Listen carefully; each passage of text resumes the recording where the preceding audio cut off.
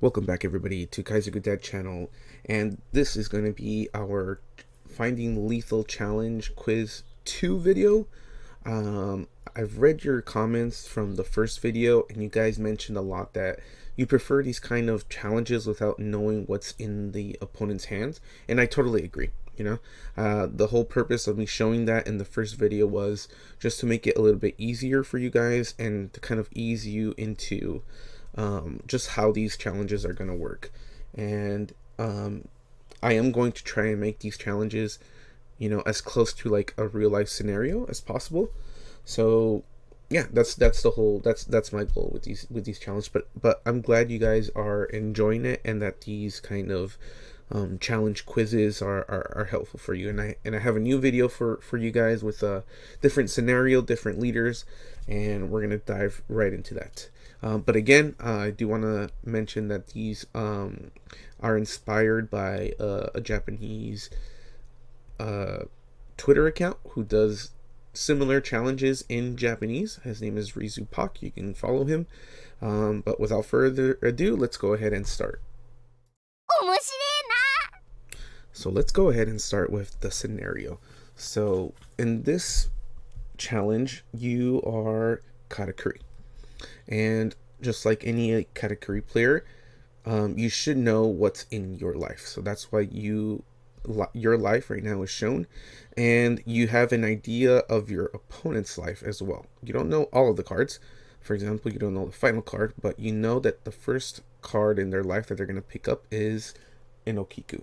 And again, you know what's in your life, because throughout the game you were using your leader's ability, and you kind of arranged the last two cards this way, and on your last attack you saw your opponent's life.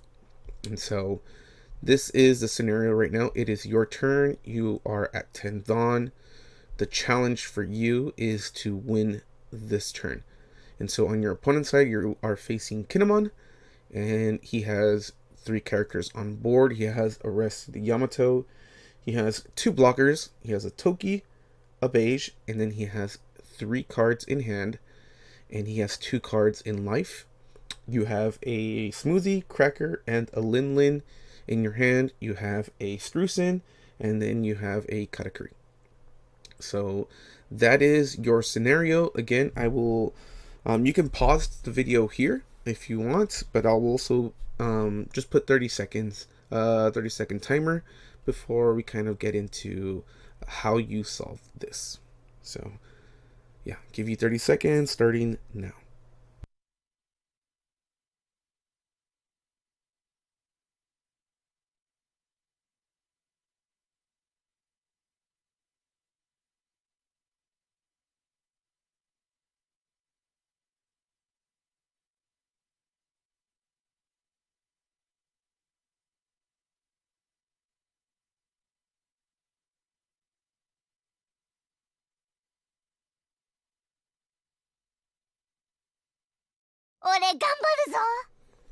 So were you able to find the answer? If not, no worries, we're going to go over it right now. So, like I mentioned before, the challenge is to be able to get through 2 blockers and 2 life. This turn to be, this turn. Now, we have Cracker that has a double attack ability. But in order for his ability to activate, you need to be at less life than your opponent. Right now, we are both at 2 lives each. So we have to figure out a way to be able to take a life without our opponent also taking a life through an attack. And to do that, we're going to start off our turn by attacking with Smoothie. Now, Smoothie has an ability where she can get the top or bottom, I believe, top or bottom, from card from your life and add it to your hand. In exchange, you'll get 2,000 attack power. So, what we're going to do is, let's see here.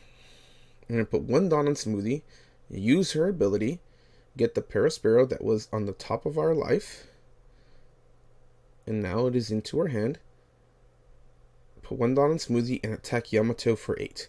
So, why are we doing this? We are doing this because we don't want to use Smoothie's ability to attack Kinemon, because if he does nothing, like if he doesn't defend the attack, then he will just get a card from his life to his hand, and we're back in the same predicament, right? We'll both be at the same life. So by attacking Yamato, we are forcing the opponent to do two things. They could either choose to let Yamato go. If that's the case, their Toki loses her blocking ability. Second option is to defend Yamato, usually by two ways. They can either defend Yamato by discarding 2 cards from hand, because we're attacking with 8k. They'll need at least 2 cards from hand to be able to stop the attack, or block the attack with one of her blockers, probably Toki. So we're forcing this scenario into our opponent while setting up our double attack ability for Cracker. So, like I mentioned before, those are the 2 options that Kinemon has to defend Yamato, either using a blocker, Toki, or discarding 2 cards from hand. Now, depending on what the opponent does, the answer for getting lethal will change. So, in this scenario, we're going to just assume that Kinemon is going to use Toki to block. But if you want to challenge yourselves, and kind of in the comment section write the answer for the other scenario, where instead of using Toki to block Yamato or Smoothie's attack into Yamato, he discards 2 cards from hand. Because discarding 2 cards from hand now is going to lead to a different result than using Toki as a blocker to defend Yamato. Okay, so that's the challenge. Okay, we're gonna take the route where Kinemon discards 2 cards to protect Yamato, and still having 2 blockers up. This video is going to go with the scenario where he uses Toki to block the attack and still has 3 cards in hand. Okay, so after Smoothie attacks, Kinemon is going to use Toki to block. Now that our opponent has used Toki to block, we can set up our next scenario. So, right, X here over Toki means that she is gone. She's gone from the field, so we don't have to consider her anymore.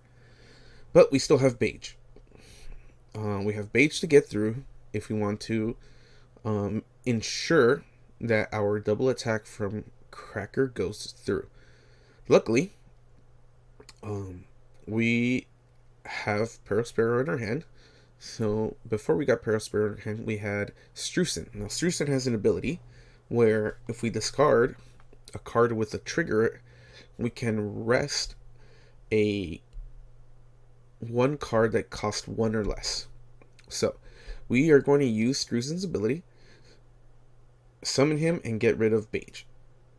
So we use 1 Don to summon Strucin. So far we've used 1 Don on Smoothie to attack, 1 Don on Strucin to summon him. So we've used 2 Dons so far.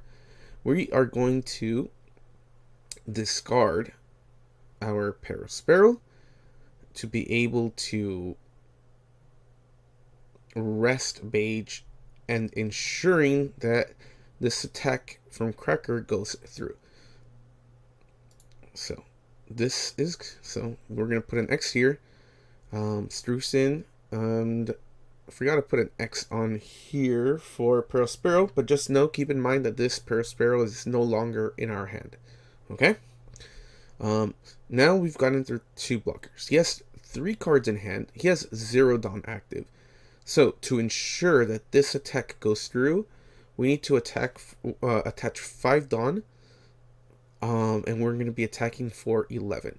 So assuming that every card in his hand is 2,000, so 7, 9, 11, that would put, if all 3 cards were 2Ks, the most that he can block is 10,000, because he cannot block or counter an attack of equal value, so 11, So putting 5 Dawn and activating Cracker's ability and attacking for 11 with 3 cards in hand ensures that our double attack goes through.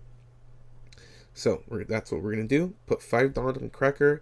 That will leave us with 3 Dawn left. Okay, so 5 here, 1 and 1.